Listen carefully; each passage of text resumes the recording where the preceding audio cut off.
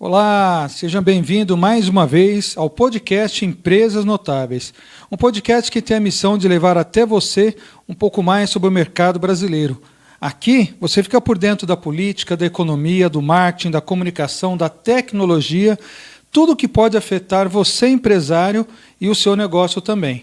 Para falar um pouquinho mais sobre políticas públicas, para falar um pouquinho mais sobre segurança, para falar um pouquinho mais também sobre a Câmara dos Deputados, nós trouxemos um especialista. Estamos aqui conosco o Coronel Tadeu, que vem conversar conosco. Seja bem-vindo, Coronel. Obrigado, é uma honra estar aqui com vocês, uma satisfação. Agradeço a oportunidade e o espaço de estar podendo discutir muitos temas, por sinal. Coronel, a gente sabe que o senhor tem uma experiência muito grande na área pública. O senhor é uma pessoa que tem muitos projetos em andamento. A gente olha, inclusive, a sua atuação dentro da Câmara dos Deputados. Eu vejo o trabalho que o senhor faz e o quanto o senhor se esforça para melhorar o país. Eu queria que o senhor falasse um pouquinho desse esforço que o senhor tem e por que essa paixão tão grande pelo Brasil. Justo. Você imagina que todas as decisões elas passam pelo escrutínio de 513 deputados e 81 senadores. Então, essa função de deputado federal ela é muito importante. Eu sou um dos 513. Mas para você ganhar qualquer coisa lá dentro, precisa ter maioria. Dependendo do assunto, 257 votos. Dependendo do assunto, 308. Então não é fácil para nenhum presidente sentar numa cadeira de presidente e o povo achando que ele vai fazer tudo, que não vai. A população primeiro precisa ter essa consciência política que o parlamento é quem decide a maioria dos assuntos, dos temas, é quem aprova ou não aprova as leis, muitas delas vindo inclusive do próprio presidente Bolsonaro. Esse é o processo político, é assim que funciona a política. E é até interessante que o senhor, há algum tempo atrás, conversou conosco e explicou bastante sobre esse processo dentro da Câmara, até para aprovação de um projeto, que a grande maioria das pessoas não tem ideia disso, não é? Não tem noção de quanto é difícil você entrar com um projeto na Câmara dos Deputados e ver esse projeto ser debatido em 3 comissões, depois ir a plenário, ser debatido por 503 deputados, aí vai para o Senado, a mesma coisa, passa por comissões, depois vai para o plenário, aí sim, quando aprovado, você tem o projeto de lei finalmente pronto para ser encaminhado para a sanção do presidente. O presidente só faz uma coisa, sancionar. O projeto pode nascer onde quiser, pode nascer por um deputado federal, por um senador, pode ser por uma iniciativa popular ou pode ser até mesmo uma proposta do presidente. Mas ele vai sofrer toda essa burocracia, vai sofrer todo esse trâmite. E isso não é fácil vencer. Isso, a não ser que seja um tema de muito apelo social, e aí sim a tramitação pode ser mais rápida. Nós temos ali as medidas provisórias, que elas têm um tempo para serem votadas, de 120 dias. Também, se não forem votados, elas caducam. Às vezes você tem uma medida provisória, por exemplo, que vai isentar alguma coisa de algum tributo, por exemplo.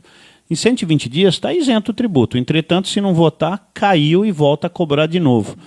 Então falta muita informação política para a população não entende, achando que ainda é o presidente que resolve tudo. Tem muita coisa que ele pode, sem dúvida, a caneta dele tem muita força, mas eu diria que o parlamento ele atua em 50% de todos os temas. E o que falta para as pessoas terem acesso a toda essa informação? Um pouco de falta das pessoas irem atrás da informação, ou ainda os próprios veículos, as próprias instituições poderiam melhorar um pouco mais a sua comunicação? Antigamente, nas escolas, em geral, nas escolas públicas e privadas, nós tínhamos algumas matérias que eram relativas a esse processo político. Eu me lembro.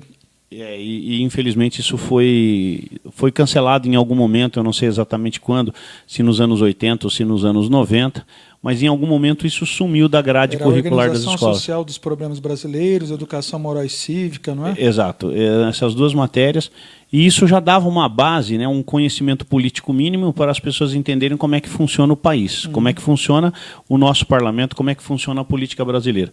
Isso foi retirado. E aí, a partir daí, a população começou a ficar analfabeta, funcionalmente no que diz respeito à política. Então o trabalho que a gente tem, quem gosta de política, é procurar informar o povo da forma correta, não da forma incorreta. Eu acho que o senhor usou um termo agora que eu achei fantástico, analfabeto político. Porque às vezes a gente fica pensando num tipo de analfabetismo, mas a gente não vê que as pessoas hoje estão um pouco ignorantes de todo esse processo democrático, de todo esse processo político que o Brasil vem digamos que amadurecendo, né? Há muito e muito tempo já. E lamentavelmente hoje, quando você não tem uma pessoa informada, ela fica mais fácil de ser cooptada. Sim. E foi isso que o PT, por anos, fez com maestria. A partir do momento que assumiu o poder, o PT passou a colocar informações que interessavam para ele, PT, Partido dos Trabalhadores. E hoje nós temos uma legião de militantes que brigam por pautas que a própria sociedade não aceita mais. Né? Por exemplo, aborto, drogas, né? Alívio nas penas dos crimes previstos no Código Penal. Então, nós temos um conflito muito grande. A sociedade, quando ela entende o que é uma sociedade, constitui uma família, participa de uma roda de amigos e vê que existem regras, que essas regras precisam ser respeitadas, né? Elas passam a entrar em choque com aquilo que elas vivenciaram. E uma parte da população, infelizmente, está estragada. Infelizmente está, e acaba apoiando determinadas causas que elas nem sabem exatamente o que são. E assim está a política brasileira hoje. Uma parte dos brasileiros consegue entender muito bem o que é fazer o certo e a forma correta de se chegar a fazer esse certo, e outra parte completamente alienada, apoiando um partido que mais quer dividir o povo, mais quer trazer o caos para dentro de casa, para ficar mais fácil a vida para eles, fazendo o que eles sabem fazer com maestria, que é roubar o dinheiro público. E a gente vê uma coisa interessante, né? Porque quanto mais a gente fala de economia, de gestão, de política, de empresas, mais você vai precisar também da questão pública como seu parceiro de negócio, né? A gente vê hoje, inclusive, um desafio, muitas vezes, ou até um afrontamento do próprio poder público. A gente vê, por exemplo, a ideia de você mandar, por exemplo, na casa de deputado, olhar família de deputado, olhar filho de deputado. É uma coisa que você mexe muito com a segurança, né? Você deixa o pessoal bem instável, não é? Ultimamente nós temos vivido essa polarização que está caminhando por um acirramento muito forte entre a direita e a esquerda. A gente sabe muito bem que no Brasil nós vamos ter as eleições agora em outubro de 2022 e os dois candidatos que teoricamente despontam nas pesquisas é justamente o atual presidente Bolsonaro e o ex-presidiário Lula. E vai ser esse acirramento que nós vamos ter. Qualquer outra candidatura são propostas muito diferentes, né? Muito completamente distantes uma das outras. Antagônicas mesmo, diferentes, opostas. E aí o povo vai ter que decidir o que quer. Que volte aquele time que assaltou o Brasil de todas as formas ou que quer que continue da forma que está, com 39 meses sem corrupção, 39 meses o Brasil caminhando, as empresas dando lucro, as empresas estatais fazendo a função que tem que fazer mesmo, né? Porque antigamente era cabide de emprego e colocar dinheiro no bolso com a maior facilidade possível. E hoje isso acabou. Então eu prefiro o atual modelo, o atual sistema. Você falou uma coisa interessante, né? Das empresas públicas trazendo lucro. Se a gente pegar a Caixa Econômica Federal, não é? Se a gente pegar, qual foi a última que falaram agora também, que foi a Caixa Econômica, o Correio está sendo trabalhado para trazer recurso, também ficar no azul, né? E outras empresas que antes eram mal administradas do governo começam a dar lucro.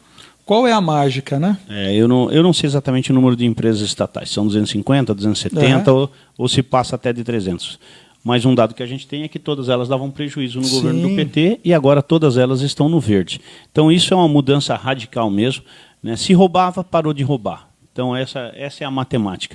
Fazer a coisa correta, usar o dinheiro público com bastante austeridade, tratá-lo com bastante respeito, né? Colocar a honestidade acima de tudo e a partir daí fazer com que essa empresa dê lucro. E tem condição de dar lucro. São empresas estatais, são grandes empresas com muitos funcionários, têm um potencial de mercado muito grande e é só aproveitar esse potencial e fazer com que aquilo gere dinheiro. Lembrando que o dinheiro de uma empresa estatal ele não fica na estatal, né? Ele volta para o governo e na quantidade de participação que o governo tem, e esse dinheiro então é colocado em outras áreas, né, que é as principais: saúde, educação, segurança, infraestrutura, que é o que mais o governo atua, né? São nessas áreas que o governo tem que atuar mesmo, porque os impostos são arrecadados para oferecer esse tipo de serviço. Então isso tem sido devolvido. Ainda há muita coisa que fazer, porque a máquina administrativa, a máquina pública estava muito deteriorada, muito estragada mesmo.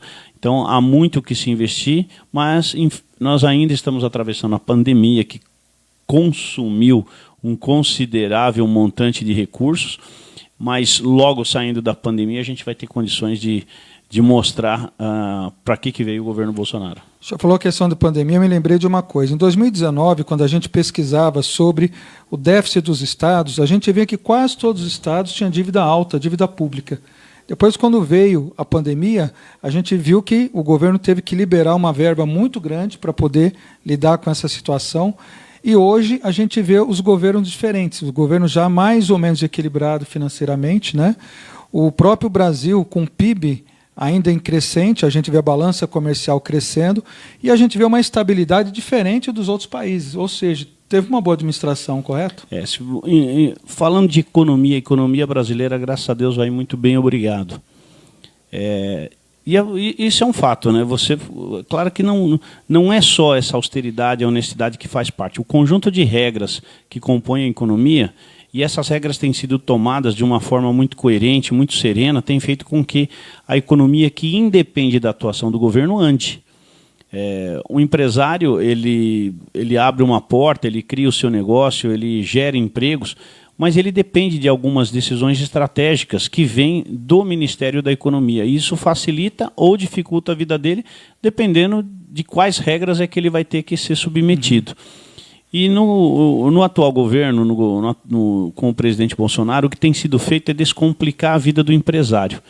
E é uma coisa muito interessante isso, porque eu vi muitos casos de corrupção em diversas áreas, e isso me entristecia muito, saber que o empresário tinha que pagar propina, tudo era enrolado, tudo era difícil, se não houvesse o dinheirinho por fora, o negócio dele não era aberto, e muitas coisas você depende do poder público, ou municipal, ou estadual, ou federal. E quando dependia do governo federal, a coisa se complicava muito. Hoje, pelo menos do governo federal, nós não temos mais esses entraves. O governo tem saído de cima do cangote do empresário e tem deixado ele trabalhar de uma forma bastante tranquila. Já aqui no governo do estado, eu sei que tem dificuldades, eu sei que as empresas passam dificuldade, e na grande maioria das prefeituras ainda impera a corrupção. O fiscal, para te dar o alvará, para deixar você abrir a porta e começar a vender e trabalhar, ele te cobra uma propina. Infelizmente, na maioria dos municípios é assim.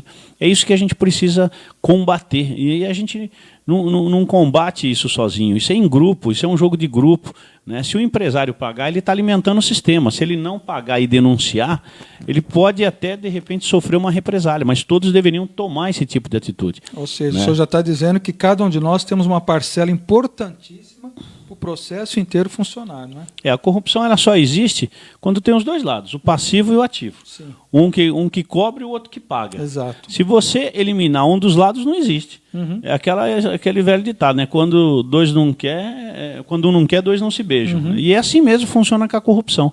Mas, infelizmente, o empresário ele acaba sendo sequestrado, né? Ele acaba sendo compelido a pagar propina, senão também ele não trabalha, ele não vive. E quando se ganha muito dinheiro, aí que os fiscais vêm babando, né? Essa é a realidade. Qualquer porteira, qualquer farmácia, bar, boteco que você for abrir, funciona dessa forma. Sempre vai passar um fiscal ali arrecadando, senão ele vai achar alguma picuinha, alguma coisinha bem diminuta para poder tomar um dinheiro seu.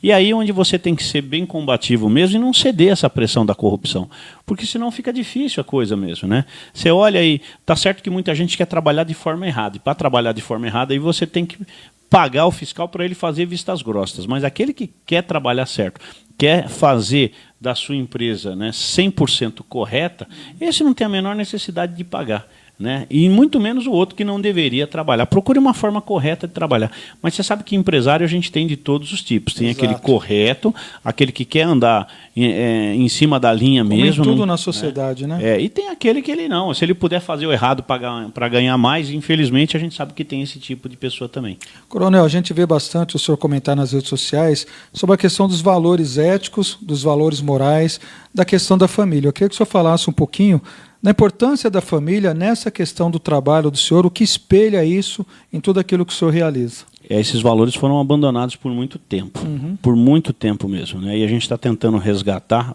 vários valores, vários. Eu sou contra algumas pautas, né, até bastante polêmicas, né? mas elas existem para ser debatida. No momento certo eu coloco o meu posicionamento contrário, né? E hoje algumas instituições estão sendo muito atacadas, como a igreja, como a família, o trabalho, né? São regras perniciosas às vezes. Eu vejo, por exemplo, nos Estados Unidos tem uma regra muito clara, as regras trabalhistas são muito claras. Você trabalha, você ganha. Você não trabalha, você não ganha. Ponto. E é assim mesmo, ninguém ganha de graça. No Brasil não, parece que tem aquele jeitinho brasileiro, se o cara puder ganhar sem trabalhar, está ótimo. É tudo o que ele deseja, e não é assim, nenhum lugar no mundo é assim. Então isso não é ser rígido, se você ser justo, eu vou te pagar tanto por tantas horas de trabalho. Se me permite, até teve um professor, não me lembro agora a universidade, foi de Berkeley, ou qual foi a universidade, que ele pegou um grupo de alunos, inclusive, para fazer um teste. Não é? Então, que um grupo de alunos queria provar que determinada ideologia, o comunismo, por exemplo, era provável de se viver com ele. Exato. E aí pegou e colocou esses alunos e falou, então vamos viver de forma comunista ou socialista, vamos dividir a nota de vocês para todo mundo. Primeiro semestre, a primeira prova, né, 7 para todo mundo. Todo mundo ficou feliz, só que uns estudaram, outros não. Os que não estudaram, continuaram não estudando. Os que estudaram, metade parou de estudar, porque parou de fazer força. Próxima prova, tiraram nota 3. Aí começaram a ficar revoltados. A última nota, tiraram nota também, se não me engano, 2 ou 3. Ou seja, a classe inteira repetiu. E aí ele mostrou, falou, tá vendo? É essa a ideologia que vocês querem? Apenas uns trabalhando e o restante não, a roda não anda, a conta não fecha, não é? É por isso que o comunismo não dá certo em nenhum lugar. Uhum. Eles querem exatamente isso. E não existe nenhum país comunista que tenha dado certo no mundo. E não vai dar mesmo, porque esse sistema é muito pernicioso. Ele mata a meritocracia. E a família, como o senhor falou bastante, né? Porque se eu desestruturo a família, a ideia de família, a ideia de onde você vem, a ideia de geração, de trabalhar a sua posterior, aqueles que vão vir depois de você, como é que você vai trabalhar uma sociedade sadia, né? Atacar a família é um dos pontos, um dos itens do comunismo. Uhum. Eles precisam fracionar o povo na maior quantidade possível. E fracionar uma família é justamente uma dessas metas. Uhum. Quando você divide o povo, fica muito mais fácil para você conduzir a vontade das pessoas de acordo com aquilo que você quer. É você sobrepor a sua vontade de uma elite política, normalmente dominante no comunismo, né, uma pequena número de pessoas que comandam a política, e a partir daí dominar o povo de acordo com a sua vontade, normalmente escravizando. Uhum. E quando você quebra a família no meio, você acaba, né, você faz justamente isso, você coloca filhos de um lado, filhos contra os pais contra os filhos, né, e a partir daí você joga isso para a sociedade, você coloca branco contra negros, você coloca índios contra os brancos, e você vai de toda sorte fazendo essas rachaduras na sociedade para que eles nunca se unam. E aí o governo nunca vai ser enfrentado pela sociedade. E eles queriam fazer isso aqui justamente no Brasil. Queriam fracionar o máximo possível, davam um quinhãozinho para cada um, para que não houvesse nenhum levante contra a elite política. E eles estavam conseguindo, aos poucos, até que eles se perderam no meio do caminho quando eles foram pegos pela Operação Lava Jato, que denunciou tudo o que eles faziam por trás das cortinas. E isso ficou muito feio para eles, o crédito deles caiu. Mas até então eles estavam convencendo que casar homem com homem é uma coisa normal, mulher com mulher é uma coisa normal, acabar com a instituição da família era uma coisa normal, acabar com a igreja, acabar com diversos valores que a sociedade tem, né, quebrando mesmo, enfrentando isso, né, a ponto de, no domingo de Páscoa, agora que passou, a gente não vê um jornal de grande veiculação comentar uma palavra sobre o que é o feriado de Páscoa. E todo mundo sem trabalhar, porque é um feriado. Agora, o porquê desse feriado? Ninguém da imprensa fala absolutamente nada. Então isso vai tirando, vai afastando a sociedade desses valores. Por que a gente cultua a Páscoa, a Sexta-feira Santa?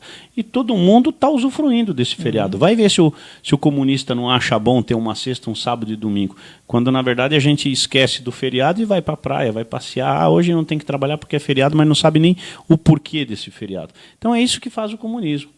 Vai cada vez mais aniquilando a informação do povo brasileiro e deixando ele à mercê das decisões de quem está mandando no momento. Assim era o PT no governo, né? E assim vai ser se a gente deixar eles voltarem. A gente vê muito apelo para os jovens, né? ou determinadas classes em cima de determinados tipos de pensamento. Como é que a gente pode fazer para o jovem entender melhor toda essa dinâmica que está ocorrendo no país? Isso vai levar ainda algum tempo. Não é uma tarefa fácil você dominar a educação. Eles fizeram a coisa certa. Dominaram os meios de comunicação, depois dominaram as escolas, depois dominaram o poder judiciário. Então, nós temos que, digamos assim, reaparelhar novamente. Nós temos que tomar conta dos veículos de comunicação, e hoje se fala muito nessa censura, né? Existe uma censura em cima de quem é de direita, e isso está muito claro. Os canais de direita não conseguem avançar de jeito nenhum, fica difícil você passar uma informação contrária, mas a gente tem quebrado isso com as redes sociais. E isso vai demorar um tempo para que a gente possa ter novamente a informação e não as narrativas. As escolas também é um outro processo que precisa ser muito bem repensado pela direita, o que fazer das escolas, saber exatamente, controlar rigidamente o conteúdo que é dado em sala de aula para as crianças, porque elas estão sendo politizadas e não educadas ou informadas. E, ao mesmo tempo, a gente tem jovens no Brasil se despontando no exterior em matemática, por exemplo. Né? Aqueles que não se tornam reféns do sistema acabam se destacando de outra forma. Né? Isso é muito comum. Mas eu vejo que nós temos aí 2 ou 3 gerações absolutamente perdidas. Gerações que não sabem ler e escrever corretamente a nossa língua, e que isso não é privilégio, não. Isso aí apenas seria uma obrigação de um professor ter ensinado e o aluno ter aprendido. Como o professor não ensinou e o aluno não aprendeu, nós temos 2 ou 3 gerações absolutamente jogadas no lixo. E qual o impacto disso agora para os próximos anos? Eles acabam sendo presas fáceis, né, de manipulação. O que você falar para eles, eles acabam engolindo porque eles não detêm o conhecimento. Eu fico pensando até, por exemplo, quando você pega um determinado profissional, a gente vai contratar um determinado profissional, você espera uma certa qualidade, ou nível de qualidade.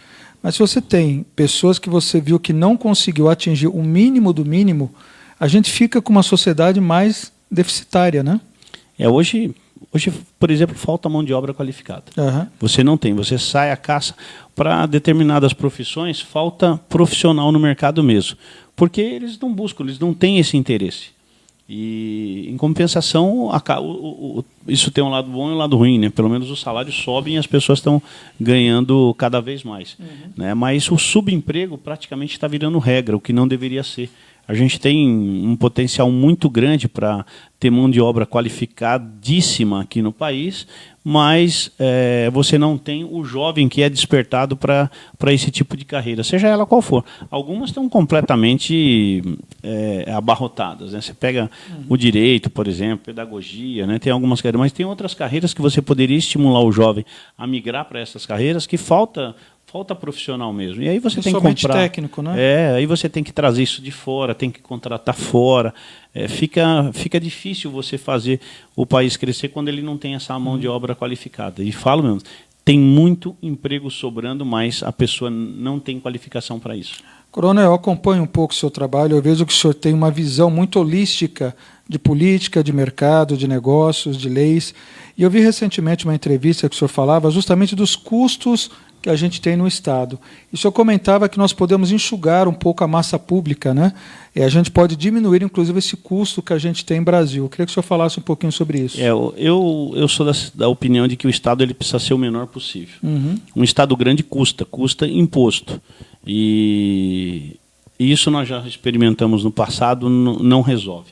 O Estado ele não precisa ser grande, ele não precisa atuar em todas as áreas, ele pode ser um Estado bem enxuto e atuar nas áreas principais.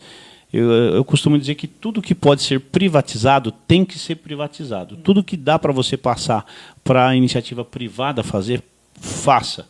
Faça isso, privatiza e faça uma reserva de mercado apenas para que a gente possa ter o controle de algumas coisas. E esse é o pensamento, né? Assim pensa um liberal, assim pensa alguém que pensa no capitalismo, né? na sua essência, né? De produzir. E o Brasil teria toda a condição de entregar para a iniciativa privada muitas coisas e poder arrecadar a partir da produção da iniciativa privada, e aí sim ser um país rico. Algumas coisas poderiam ser oferecidas, como, por exemplo, como a saúde, que na Inglaterra ela é do Estado, existe lá o Suíça NHS, também, né? Que é o National Health Service, né, em que todos os ingleses, sem exceção, têm direito a esse NHS, é o SUS de lá. E é muito bom o SUS, atende muito bem a população. Mas o Estado, lá na Inglaterra, ele não faz determinadas coisas que o nosso faz. Nós ficamos perdendo tempo em querer administrar determinadas áreas, em ter determinadas áreas na mão, sob o controle. Isso não leva absolutamente a nada. A gente tem que se livrar disso e poder faturar em cima do trabalho que a gente terceiriza, joga para a iniciativa privada. Deixa eles fazerem o que tem que ser feito. Porque na mão do governante, na mão do político, você começa a ter aqueles problemas de inchaço da máquina. Isso não acontece na mão do empresário. O empresário ele é absolutamente severo, rígido com as suas contas, porque ele precisa ganhar dinheiro e ele vai dar emprego realmente a quem for trabalhar. E o que não acontecia nos governos anteriores. O PT ele simplesmente inchou a máquina pública, trouxe todo mundo que não fazia absolutamente nada e não tinha nada a ver e estava lá empregado em algum ministério, em alguma estatal. E isso pesa demais para o Estado. São milhões e bilhões de reais que vão para a lata do lixo, um dinheiro sendo gasto sem a menor necessidade, quando poderia estar sendo revertido em outras áreas. E é isso que eu defendo, que o Estado possa ser austero e, ao mesmo tempo, produtivo. Se não ele produzindo, mas que uma outra pessoa possa fazer essa produção. Eu queria que o senhor falasse um pouquinho dos projetos que o senhor está envolvido agora. Afinal de contas, o senhor é deputado federal. Então, a sua preocupação não é apenas uma cidade. Nós temos aqui todas as cidades de São Paulo, né, do estado de São Paulo. Eu queria falar, pelo tempo que o senhor já está trabalhando nisso, o que o senhor tem percebido, quais são as principais necessidades que tem apresentado e como que o senhor está se direcionando em cima de tudo isso. Eu trabalho muito na área da segurança pública. Foi de onde eu vim. Toda a minha carreira foram 30 anos na segurança pública. Então, obviamente, a maioria dos meus projetos são voltados para a segurança pública. A segurança pública ela tem um problema muito sério, né, que é o endurecimento das leis, né, porque nos últimos anos o que nós vimos foi tanto a Câmara como o Senado simplesmente afrouxando as leis para os criminosos. Então, eu e muitos deputados que foram eleitos agora em 2018, na última eleição, temos um trabalho voltado para restabelecer leis mais duras e, principalmente, que elas sejam cumpridas. E aí vem a preocupação da Lei de Execuções Penais, que ela tem sido alvo de bastante mudanças por parte dos deputados e senadores, porque houve, ao longo do tempo, um afrouxamento da Lei de Execução Penal. E isso a gente precisa tratar com muito carinho, porque hoje ninguém mais é punido nesse país.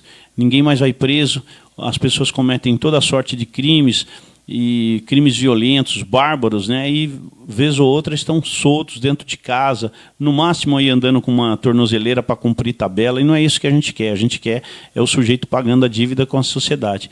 Então, a minha campanha foi feita com esse mote mesmo, com esses tópicos, de poder acabar com a impunidade, mas é uma coisa que não é fácil de acabar, não.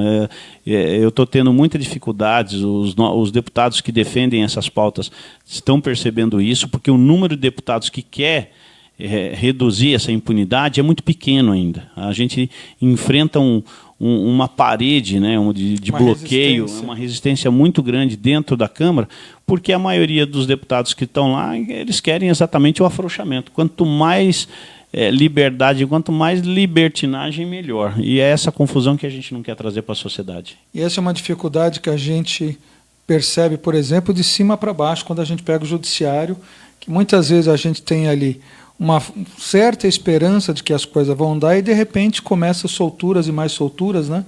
E todo o trabalho que é feito dali para baixo começa a ficar com deficiência. É isso que tem desacreditado a população no campo político. Quando, na verdade, eles deveriam entender que quem está lá na política foi eleito pelo povo. Então, se a política está assim, se as coisas não andam da forma que você quer, é porque o povo colocou as pessoas erradas para poder legislar a favor da gente e acabam legislando contra. Então, como é que você vai passar a mão na cabeça de um bandido que invadiu a sua casa, que matou o seu marido, ou matou a sua esposa, ou cometeu qualquer tipo de barbárie? Como é que você vai entender isso, né? Se você entender o processo político, você vai perceber que muitas vezes falta a atuação do próprio povo no campo político. As pessoas não querem se envolver com política achando que é um mundo sujo, mas eu costumo dizer que um balde sujo, você troca a água suja do balde colocando água limpa. E muitas vezes demora para que haja essa troca. Ou o exemplo do Rio Tietê. Aqui em São Paulo, ele é sujo, absolutamente sujo. Quantas mas vezes no momento, já vieram, né, investimento para limpar e nunca limparam? E não é assim, né? Quando você vai caminhando pelo Rio Tietê em sentido do interior, você vai vendo que os afluentes do Rio Tietê, eles são de água limpa. Sim. Então, aos poucos, eles vão limpando o rio. 200 quilômetros para frente aqui de São Paulo, a água do Rio Tietê é absolutamente limpa. Esse raciocínio a gente traz para a política. Você quer limpar a política? Vamos lá. Então, vamos colocar pessoas boas, pessoas limpas, com ficha limpa. E aí você vai limpando e tirando os ruins da política. Uma vez eu ouvi um ditado que dizia assim, né? Quando o território não é defendido pelos bons, os maus fazem justa a vitória da injustiça, né? Se a gente não se juntar para consertar, não adianta reclamar, né? Não adianta mesmo. A gente precisa ter foco nisso, ter essa consciência de que a política, nós precisamos colocar os bons na política, porque com os ruins nós já experimentamos de tudo. Nós já vimos o que é que faz um sujeito mal intencionado quando ele tem um cargo na mão. E ele vai para a roubalheira mesmo, ele vai atrás de cargos e contratos para poder roubar e faturar o dele, dane-se o povo. É assim que acontece. Então, quando você tem um número maior de pessoas boas na política, você acaba tendo resultados bons. E isso é a coisa mais importante para a gente, ter na política aquele sujeito que pensa em fazer o bem de todas as formas. Ele não precisa nem apresentar nenhum projeto, mas que ele brigue pelos bons projetos, já está fazendo o seu papel com maestria. Olha que interessante. Vocês estão vendo, gente? Quando a gente fala de empresas notáveis, a gente tem que entender tudo isso que influencia dentro da própria empresa. Estava conversando aqui com o Coronel ao vivo com vocês, para vocês entenderem um pouquinho como que é, digamos, não digo difícil, mas o quanto que é exigido de cada pessoa para transformar a sua empresa, a sua nação, dentro do que a gente tem de conhecimento da política também. Nós vamos ter uma eleição, né, Coronel? E as pessoas, cada vez mais, elas têm que pensar no peso que tem o seu voto, não é? Dia 2 de outubro, daqui a 167 dias. Que passa assim, né? Então, todos nós temos 167 dias para começar a escolher o candidato que você vai votar. Serão 5 votos, presidente, governador, um senador, um deputado estadual e um deputado federal. Posso até abrir um parênteses? Já é falado no exterior que essa é a segunda eleição mais importante do mundo. Eu acredito que sim. O Brasil geopoliticamente falando, é um país muito importantíssimo, até para a sobrevivência da humanidade. Sim. E eu tenho convicção plena de que muitos países estão preocupadíssimos com o que pode acontecer aqui. Sim. Eles já viram o que o Lula fez no tempo em que passou pelo governo e o seu partido, e isso preocupa bastante. Muitos países têm o Brasil como um país muito estratégico em todos os sentidos, né? Mas principalmente no sentido da segurança alimentar, até da produção industrial. Eles olham o Brasil como uma potência muito grande. Só não é essa potência porque falhou na escolha dos seus mandatários nos anos anteriores. Eu fico pensando a dificuldade que é, se você imaginar o Brasil, por exemplo, como um corpo humano. Você imagina a cabeça pensando e o restante inteiro do organismo, muitas vezes cada um indo para um caminho, né?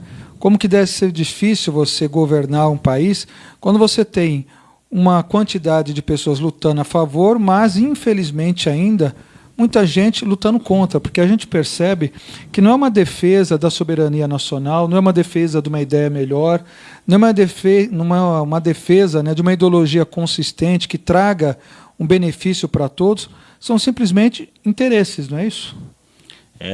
Exatamente, interesses particulares, interesses de grupos, negócios fechados, e isso não atende o bem da população. Né? Quando você coloca o particular na frente do comum ou do público, isso é completamente perverso para qualquer sociedade. Coronel, eu sinto que as pessoas com certeza terão muito mais perguntas a fazerem. Eu queria que o senhor deixasse um canal que as pessoas pudessem entrar em contato com o senhor, pegar informações, acompanhar o seu trabalho e, logicamente, trazer cada vez mais informações para o senhor poder também comunicar e conversar com todos nós. Bom, eu tenho as minhas redes sociais, é por lá que eu me comunico, né? Twitter, Instagram, YouTube e Facebook, todos eles, sem exceção, Coronel Tadeu.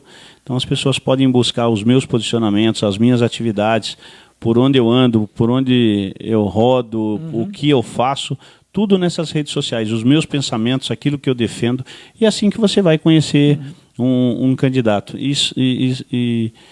E para encerrar, né, agora mesmo eu estava no almoço e um garçom venezuelano. Olha. Eu perguntei para ele, pergunta simples, a coisa está feia no seu país mesmo? Ele respondeu, tá feia.